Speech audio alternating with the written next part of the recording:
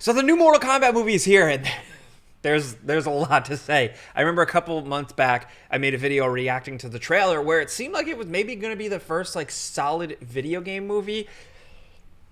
Unfortunately, I don't think I don't think it is. I think it's taking steps in the right direction, but I'm a little bit mixed on it. I'm going to talk about it without spoilers, so if you haven't seen it yet, don't worry. I'm going to try not to get too deep into the weeds. I can actually explain a lot of the ways I feel without going into spoilers, mostly. So you shouldn't have to worry about that too much. But this is an interesting movie because, like I've been saying with this channel over here, I just like talking about stuff I really enjoy. And although the Mortal Kombat movie isn't perfect, there are parts of it I do really like, and I'm really hoping that this continues. I know that they've signed on for like a trilogy type thing, and I hope it goes forward because I think it can get better from here, especially talking to other people who had bigger problems with the movie.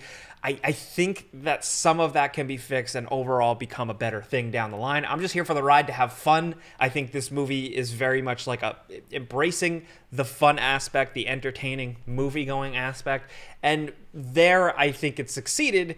But on the other hand, I think that's where some of the Mortal Kombat-ness faltered a little bit. Because it's funny, like, there's plenty of fan service. There's really great name drops. There's deep cuts with, like, a character mention and another character that shows up I just didn't really think we were gonna see. There is some gore. There are some good fights. But then, like, for every cool thing it does, it also does some awkward, weird shit. I think it actually could have capitalized more on what makes Mortal Kombat special and make it even better. Like, I wanted more gore. I wanted more fights. I wanted more ridiculousness. I didn't need a bunch of explanation. At the very least, I think there was like a good tone balance, which I think would be incredibly hard for something like this, where Mortal Kombat has become something with really cool lore, but it's from a very old arcade game with cool random characters that have just grown throughout the years in wild ways. So to kind of package that all together for mainstream audiences while keeping it funny and entertaining and gory and weird and wacky, but also serious at times, I think for the most part was nicely done. One other thing I really liked was the use of Sub-Zero in the movie, where essentially he is like the stoic horror character. I could watch an entire movie of just Sub-Zero or Bi-Han here stalking his prey.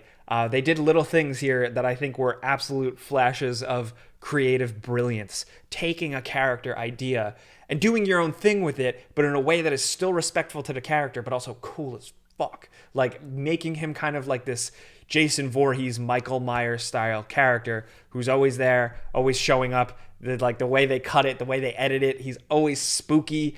It's just like a good silhouette, and I want more of that. The biggest thing, of course, comes with the newcomer, Cole, being the main character, essentially the vessel to get us into the story.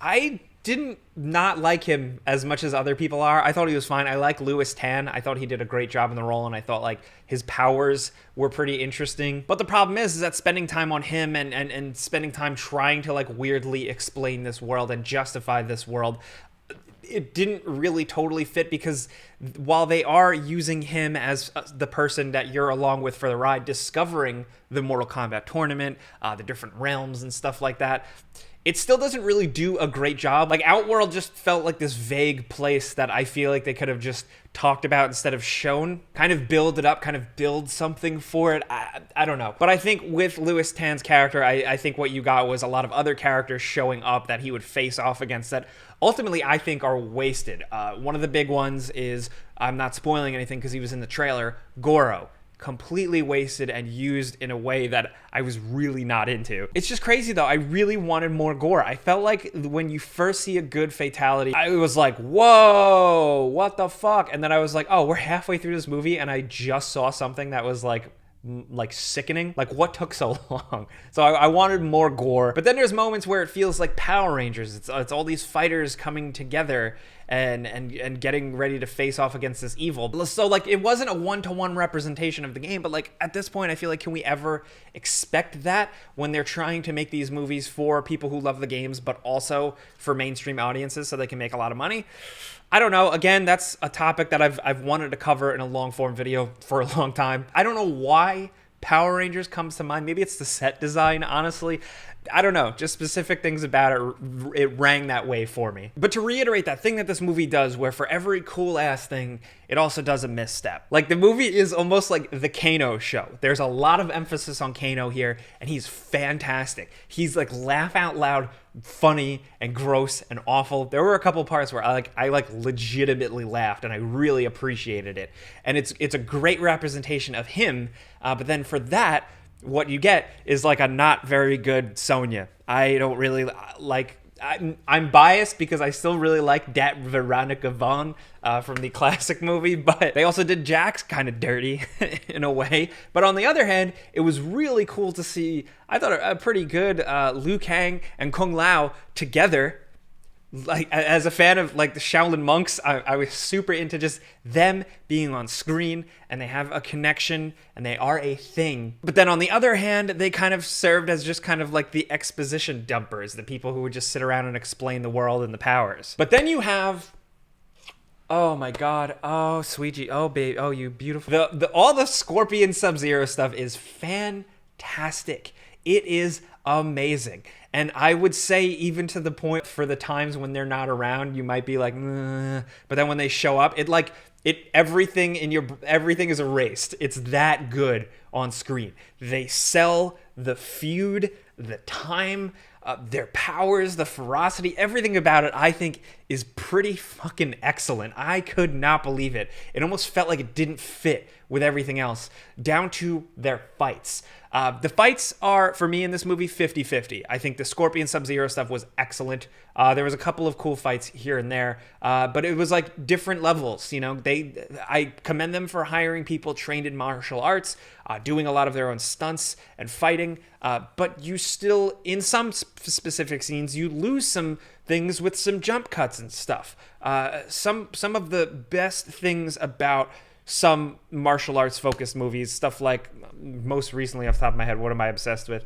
Ip Man. So what a movie like Ip Man or The Raid or anything, why they were so great is because the camera can just sit and show these actors do their thing. They hired these actors to fling punches, so show it. Don't cut away. And Mortal Kombat had a couple of scenes where it was a little too jumpy for my tastes. So it was 50-50. I thought some fights were great. Some of them really, really missed potential and a total bummer. It was almost there, though, you know? Like, same thing with the gore. The gore, like, kind of kicked in at some point, and I was like, oh, yeah, that's right. This movie's supposed to have gore. That was crazy. So there's, like, only a couple of moments where they really significantly use it. And I wanted more. I wanted a lot more gore. I wanted a lot more ridiculousness, considering that the story, in a lot of ways, had the ridiculous level of shit. It could have had more of that gore. It's probably hard to find that balance, you know, if they're making a movie. Granted, it's an R-rated movie, but still. I've talked to some people that absolutely really didn't like this movie, but ultimately, I'm happy that I was able to walk away and go, like, I had fun. It wasn't as good as it could have been, but at the very least, like, the way it ends, I'm like, okay, all right, let's keep going, guys. Let's see what the next one brings. There's a lot more in store. If they can kind of shake it up, maybe shore up that writing and make some of the action and fighting sequences better, especially if this one has success, then it could be much better. If there is a Mortal Kombat 2 and 3, if they get to that point before the world ends, I think by that third one, it could be really fucking cool. By the third movie, we could get to like a battle between realms or something like that. I want to go into more, but I need to go into spoiler territory. So before I do, I'll just say, give it a watch. It's fun, you know? I don't think it's dog shit awful by any means, like some people might tell you. I think it does some really cool things. I think it does some not really cool things. I am someone who is kind of like a medium level Mortal Kombat fan who grew up with it, who did really like these characters, but it wasn't my Star Wars, so to speak. Like some people, friend of the show, Jeremy Johns, like, that is his shit. Where for me, it's just like, it's fun. I know all the characters. Where's Quan Chi? When's he going to show up? Like, stuff like that. So you might be entertained. Either way, shout out to HBO Max, dude. I did not want to pay for HBO Max. I was like, no, I'm not paying for another one. No way. But I cut back on one subscription, and then I paid for HBO Max. and it's been paying dividends. I've been getting a lot of awesome new movies, and wow, pretty sweet. I'm definitely I'm a changed man. Now, I just want to talk about a couple of spoiler things for a second. So spoiler alert now, if you haven't seen the movie, I definitely recommend to go check it out, see what it's all about. But now, spoiler time. Kano. Let's talk about Kano.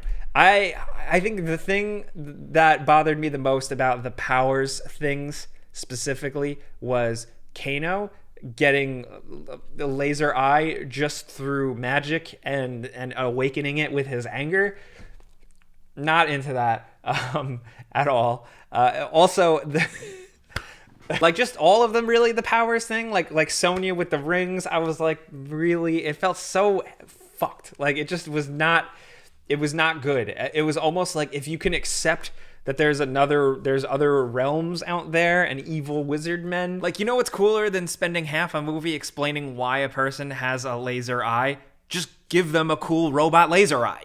Can't you just accept that these people just may have some magical abilities? I don't think they need to spend time on them like awakening these powers. Maybe just for Cole for like a second as an interesting thing, but for the other characters, like, come on. I think the bookending thing was interesting. Bookending it with the, Scorpion Sub-Zero thing, I really, really liked. And I think that there was an emotional weight and excitement and impact to that face-off at the end, because you kind of spend the whole movie hearing about it.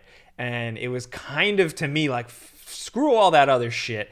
This is what you're here for. And it was excellent, especially watching it with somebody who wasn't invested in the franchise at all.